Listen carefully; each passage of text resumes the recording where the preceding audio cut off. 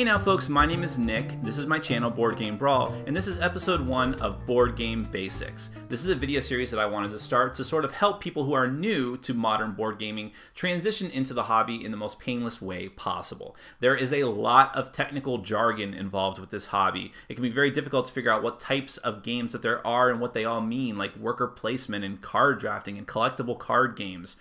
There's also tens of thousands and hundreds of thousands of board games to choose from. It can all be very overwhelming, and even though board gamers are one of the best segments of geek fandom that there is, sometimes you can feel overwhelmed trying to get into this community and keep pace with what other people are playing, how they play, what they're doing, and I just want to help people sort of make that transition and just make it fun. I mean, that is the #1 key. The golden rule above all is to have fun playing games with other people. And hopefully, if these videos can help you do that, then my work is complete. Now, this is mainly for people who are new to the hobby, but hopefully people that have been playing for a while can learn some interesting little things here, or more important, if you have feedback to give me, that would be fantastic. If you have any ideas for future show segments that I should do, if you have any positive, negative feedback or critiques, please let me know. You can comment on this video. I read every single comment that people make, or you can comment on the Board Game Brawl channel itself. You can send me an email at boardgamebrawl@gmail.com, or you can comment on our Facebook page, which is facebook.com/boardgamebrawl, I think. I'll have a link somewhere. All links will be down below this video. So, with this introductory video, I want to talk about some online resources that you can use, and I'll probably go more in depth onto these in future videos, but I just want to give you just sort of a brief run through of some resources that you can use, just so if you're new to the hobby and you're feeling overwhelmed, hopefully these will help you out in the immediate future. First and foremost, if you are, whether you're a new gamer or an old gamer, you should be on BoardGameGeek.com. A lot of people say this is the greatest board gaming site, and it sounds like an exaggeration, but it's really not. This is really the hub of all modern board gaming online. It doesn't have the best interface. It looks pretty ugly when you first go there. It can be pretty difficult to find out where to go if you're not used to sites like that, but once you get into it, it's the greatest. There's a fantastic community of people there to help you. There are forums for every single game, and when I say every single game, I mean that their database covers every single board game that's ever been made. If there is not a database entry for it, chances are it just hasn't been a game that's made yet.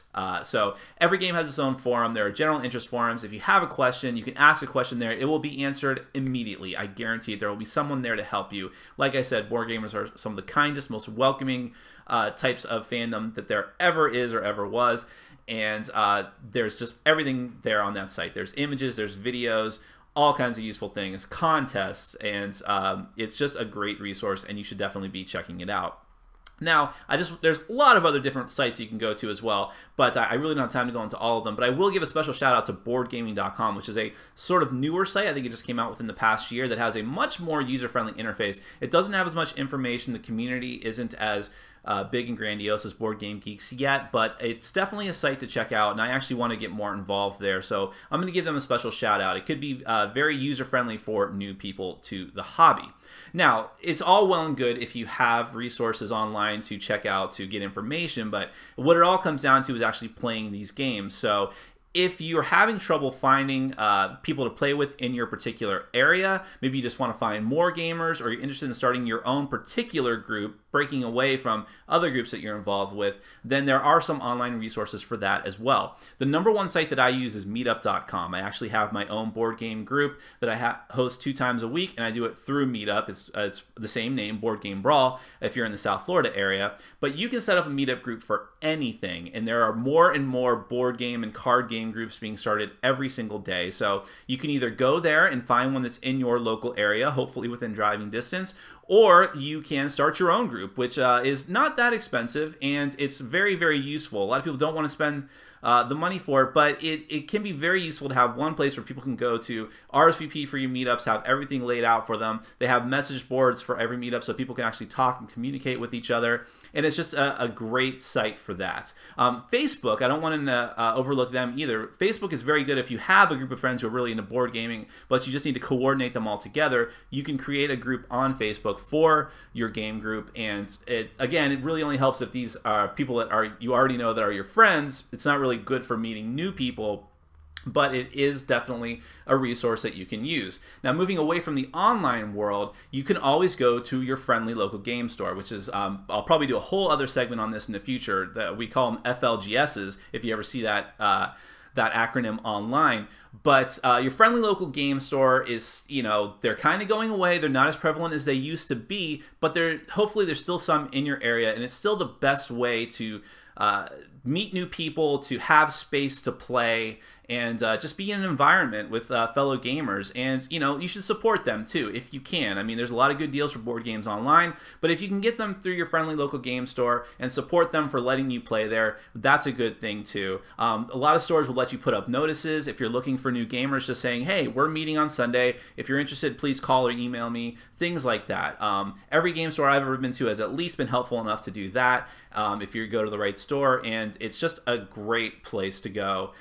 Definitely look into that if Meetup hasn't worked for you, or if you just want to have a more grassroots approach to the whole thing.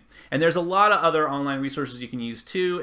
For instance, if you are overwhelmed by the amount of choices of board games that are out there right now, board gaming is very expensive, and you need to be very selective about the things that you choose. And if you're new to the hobby, you don't really know what you like yet.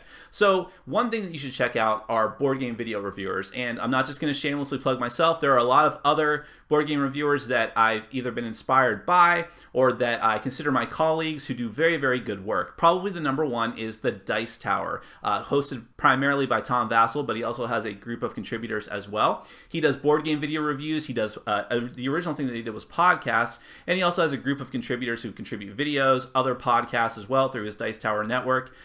He is really the king of this. I mean, he's done over 3,000 different videos. He's did reviews of every major board game that you can think of, and a lot of really obscure ones as well. So if there's a game that you're questioning, check it out. You may not agree with his opinion, but he'll always do an overview to show you what the game is like and let you come to your own conclusions before he gives his own opinion as well. And there's lots of other video reviewers that I have great respect for. There's Drive Through Review with Joel Eady. There's Rahdo Runs Through It with Richard Ham, who actually does an entire walkthrough of some of these games before he gives your opinion. There's Watch It Played with Rodney Smith. There's a newcomer like myself named Tiffany, it's called The One Tar, her channel on board game, on YouTube, who's really fun. She does some really innovative and creative reviews. So there's all kinds of different options out there. Definitely do your homework before you buy a game if you don't know anything about it, because you'll save money, you'll save time, and you can also find some hidden gems there that weren't even on your radar before.